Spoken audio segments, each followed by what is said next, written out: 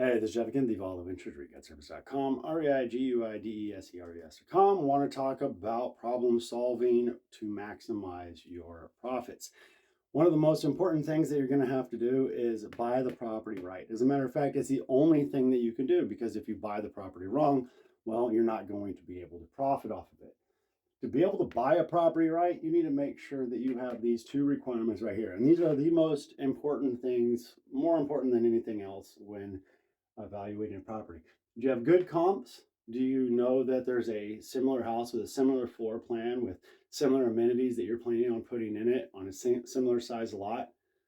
Well, if it sold within the last 90 days, 6 months, then that's probably a comparable. Now, time will have an effect on that. And if all of a sudden you go from having a undersaturated market, a seller's market, if you will, to a buyer's market, well, that might have a big effect. That's one of the risks of doing new home construction. By the time you develop an entire neighborhood and do all the things you need to do there, the markets might have shifted. But generally speaking, you're looking for something within the last 90 days, 6 months at the worst, to be able to figure out what you're going to be able to sell this property for. Now, quality estimates is something that is one of the most underrated things in all of the real estate investment business, because people that buy properties for some reason love to guess instead of get quality estimates. They don't want to figure out what exactly it's going to cost, because that might blow out the deal. Instead, what they do is they find out what the comps are, they take a guess about what this number is, and then they go ahead and make an offer based on this guess, and they might overestimate it, they might underestimate it. And both of those things have a very negative adverse effect. So get quality estimates. And the way that you can do that is you can pay for estimates. There's people that do charge for line item estimates. You can get a contractor and work with someone that is familiar. You can get someone that does inspections and does consulting that can provide you with those numbers. One of the things that I do quite a bit, quality estimates, super, super important, because if you don't know what it's going to cost to get you to that ARV and you don't actually wind up having it, or you wind up losing the deal because you overestimated what those costs are, that could be a very detrimental thing. So when you're doing this plan, you want to plan for the worst. And what I mean by that is you don't want to say, okay, well, the market has been increasing by X fold every 6 months, so we'll be done in 6 months. So when we X fold that number upwards, then that makes this deal more profitable. No. You want to say the market stays stagnant or maybe even drops a little bit. Worst case scenario, can you get out of this deal? Can you get your money back out? Because if you plan for the worst, it takes real estate from a gamble into just an investment. When you don't plan for the worst, you're gambling. Okay? So make sure that you plan for the worst, pray for the best, do what you can to make sure that you put yourself in the best position by having good comps, quality estimates, but still plan for the worst. Also, keep in mind that any DIY or having a family member do something for free or super, super cheap isn't profit. It's still trade pay. What I mean by that is if you go out and you buy a property and you wind up changing out all the flooring yourself, what you need to do is whatever that dollar figure is, that dollar figure is still trade pay. Now, you are going to be able to take that money home and you do get to pay yourself, but you don't get to put that on the bottom line, because that bottom line number might be for you as an individual, but is not for you as the investor, as the person who bought this property, right? Especially because what happens if something happens and you're like me, an old man whose knees aren't working like they used to, and you think you can do all the flooring, but then you only make it halfway through. If that was part of the profit and that's what made this deal doable, well, then you've really screwed yourself, because you didn't plan for the worst. You planned on the best case scenario, which is you being able to DIY the project. Do it right or do it again. And this is something that is super, super important.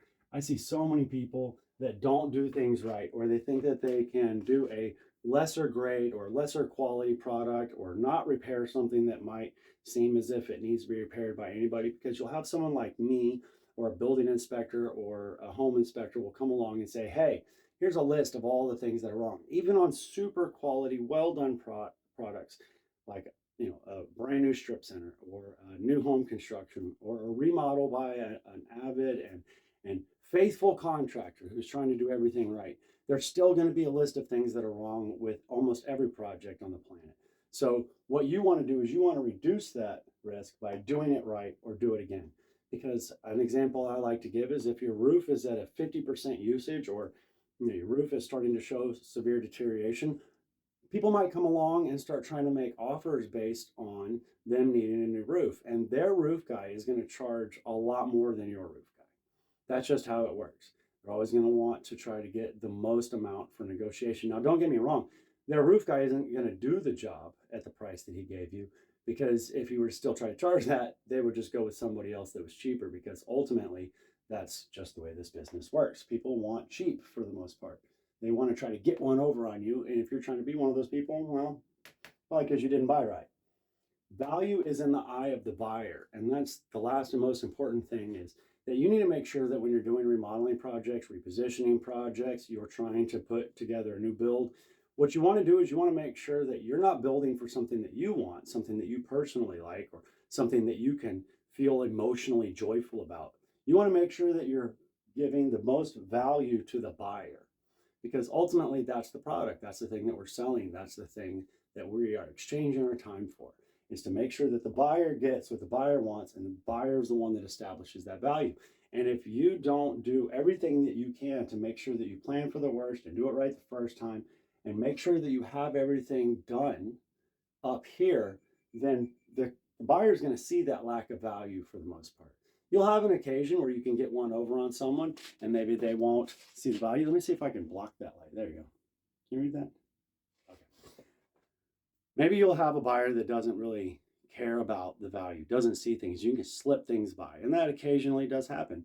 But for a majority of my career, 30 years, I've seen thousands of houses flipped. I've seen hundreds and hundreds of strip centers and apartment complexes and industrial and warehouse space. I've seen storage facilities and RV parks. And the buyer establishes the value every time. It's the person that has the money, because there might be a lot of people that say, oh, this property is wonderful and awesome, aren't still willing to pay for the value that you've tried to establish that this property is worth. And ultimately, we as the investor, as the person who's exchanging our time, we don't get to establish that value. We get to try to convince people with doing good quality craftsmanship and giving good quality products that the thing that we are trying to put out in the world for sale has value. Now, even if you're going to rent it out, a rental property that's done right is going to get more money, because the renter, the buyer, if you will, is still going to then determine what it is that your property is worth. You might have a warehouse space with a bunch of lifts and think that the oil disposal thing is awesome, but if you don't have someone that's needing that space with those kind of accoutrements, then you haven't really established a value for a buyer. You've established for an imaginary buyer. And that's a big difference. So make sure you buy the property right, and make sure that you remember that the value is in the eye of the buyer.